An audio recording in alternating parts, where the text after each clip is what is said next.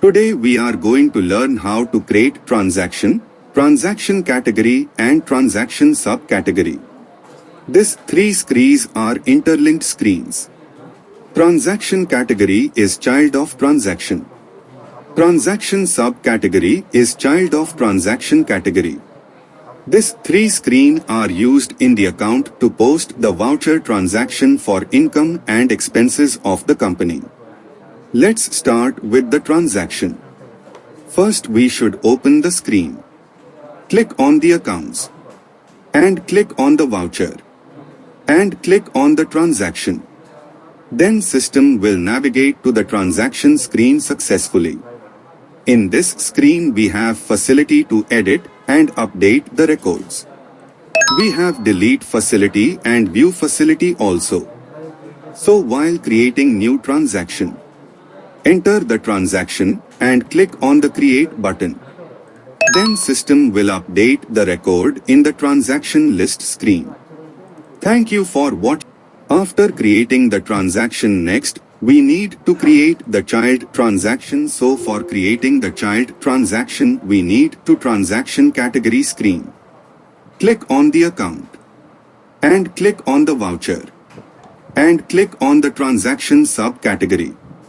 Then system will open the transaction category screen. In this screen we can create the child of the transaction. For example, we have transaction called expenses. Expenses is nothing but giving money to employees' salary, office rent allowance, traveling allowance. This all comes under transaction category. To create the transaction category, click on the new transaction category button in the top right corner. In this screen we can create the transaction category. In this screen select the transaction type as expenses. Enter the transaction category. Click on the create button.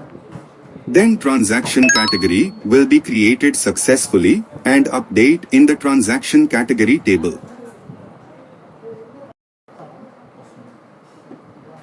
After creating the transaction category, we need to create the transaction subcategory.